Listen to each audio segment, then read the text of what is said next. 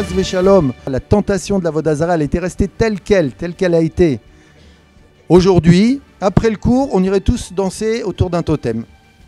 Mais aujourd'hui, si on venait nous demander de faire une telle chose, de se prosterner devant une statue ou devant une divinité étrangère, qu'il est préférable de mourir que, chas v'shalom, de chercher à vivre. Car le but de ce monde est de servir Hachem, même au péril de sa vie, surtout quand on parle d'Avodazara. Le shoresh de l'Avodazara, c'est Dieu n'est pas avec toi.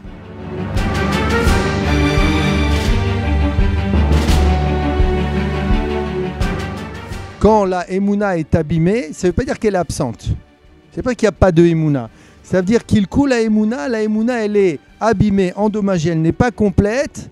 C'est aussi la faute d'Avodazara.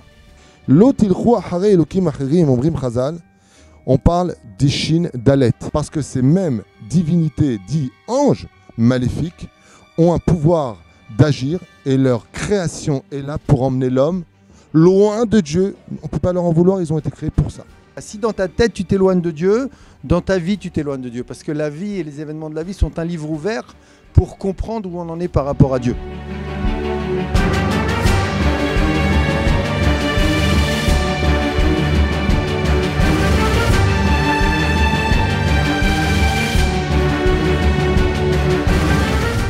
Sachez, mesdames et messieurs, qu'il n'y a pas une plus grande Avodazara que d'écouter son Yetzer Hara. Une idole, elle peut vivre. Qu'est-ce qui donne la vie à une idole?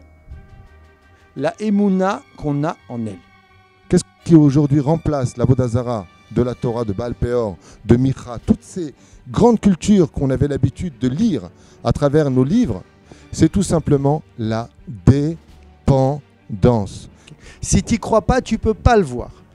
Mes enfants, faites-moi exister, permettez-moi d'être bon grâce à votre Emouna.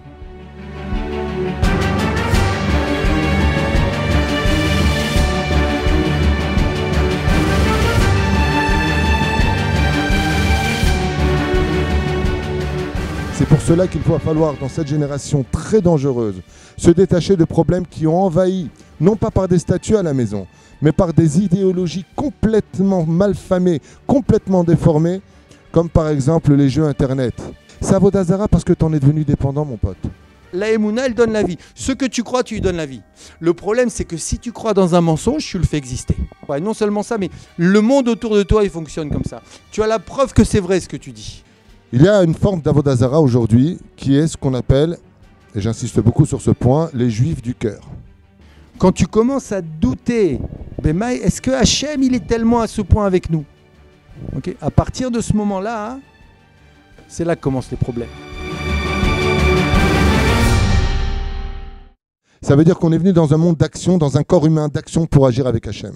Et il n'existe pas une plus grande Avodazara au monde que celle d'être celui qui aime son créateur et qui le trahit toute la journée.